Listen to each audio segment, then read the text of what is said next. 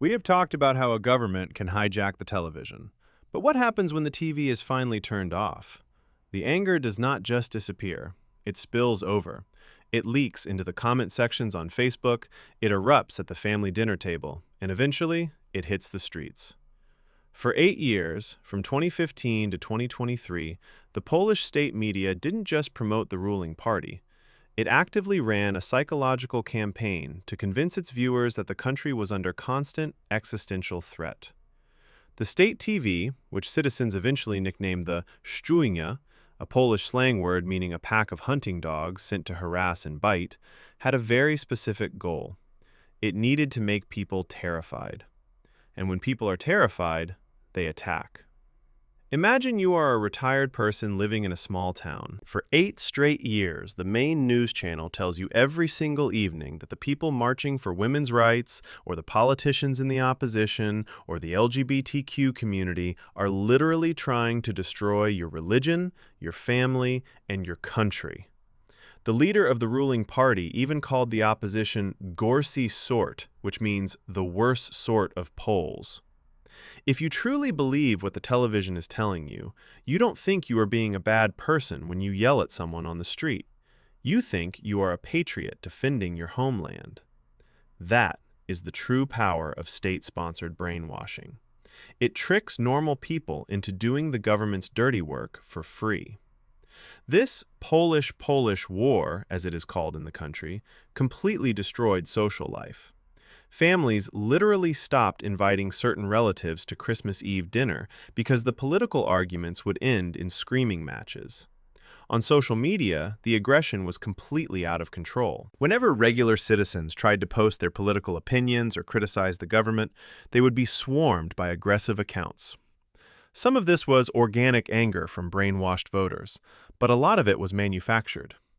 Investigations revealed that politicians and their allies actually used farms of trolls, paid internet users, and fake accounts to artificially create massive waves of hate, known as hate, against anyone who spoke out. They wanted to make regular people too scared and exhausted to talk about politics online. Out on the streets, the hostility became physical. During the massive women's strike protests in 2020, regular citizens marching for their rights were met with aggressive counter-protesters. People who had been fed a diet of fear and anger by the state media stood on the sidewalks, throwing verbal abuse and sometimes even resorting to physical violence against the marchers. They felt completely justified because the state television had spent weeks calling the protesting women fascists and murderers. When the government constantly points a finger, eventually, a citizen will make a fist. The absolute darkest moment of this manufactured hatred happened in January 2019.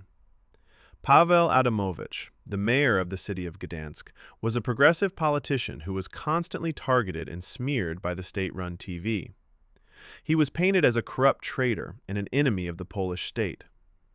During the finale of the biggest charity event in Poland, a man rushed the stage and stabbed the mayor to death in front of thousands of people. While the attacker had his own severe issues, the mayor's family and independent watchdogs pointed directly to the Szczujnia. They argued that when you pump millions of gallons of toxic hate into the public square, eventually someone is going to strike a match. Today, the political landscape in Poland is changing. The propaganda machine has been shut down by the new government that won in 2023, but the psychological damage is deep. You can change a TV station's management in a single week, but you cannot unbrainwash a society overnight. The people who were taught to hate their neighbors for 8 years are still struggling with the anger they were fed. Healing a divided country takes a lot longer than breaking it. It requires patience. And it requires realizing that the aggressive people in the Facebook comments aren't the real enemy. They are just the victims of a government that decided it was easier to rule a country if everyone inside it hated each other. But here's the part nobody wants to say out loud. Turning off the propaganda is not the same thing as turning on trust.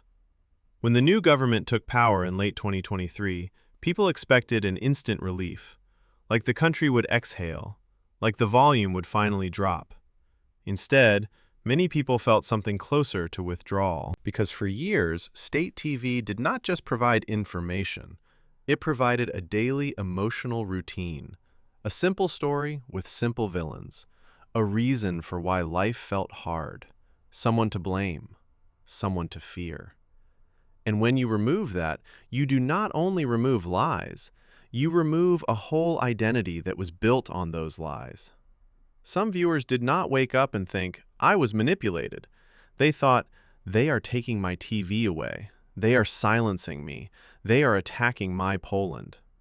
So the anger did not vanish. It looked for a new screen.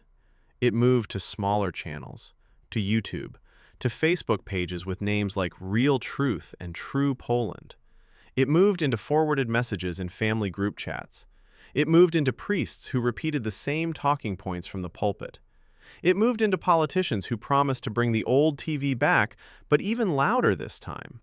And if you are a young person watching this, you might think, how can anyone still believe it? Because propaganda does not work by being convincing. It works by being constant. It is not one big lie that breaks you.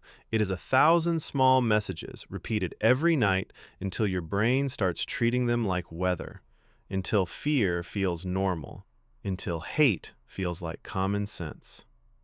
That is why facts alone do not heal this. You can show a person a court ruling, a statistic, a correction, a video from another angle, and they will say, that is what they want you to think.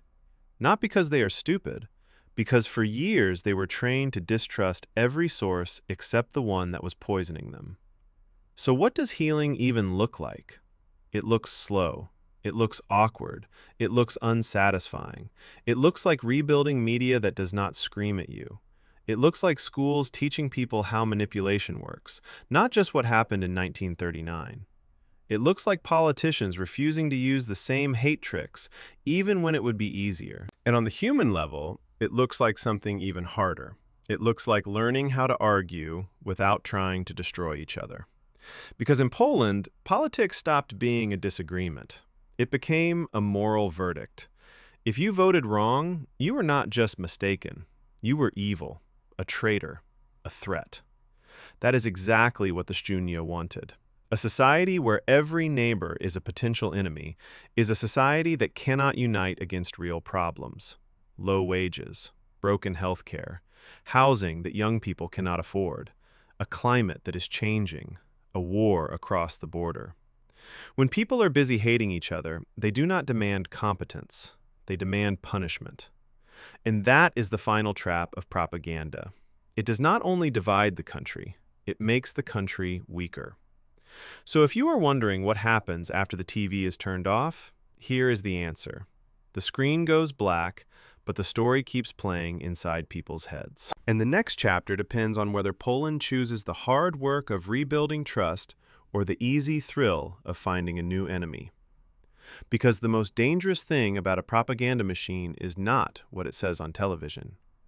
It is what it teaches citizens to say to each other when the television is gone.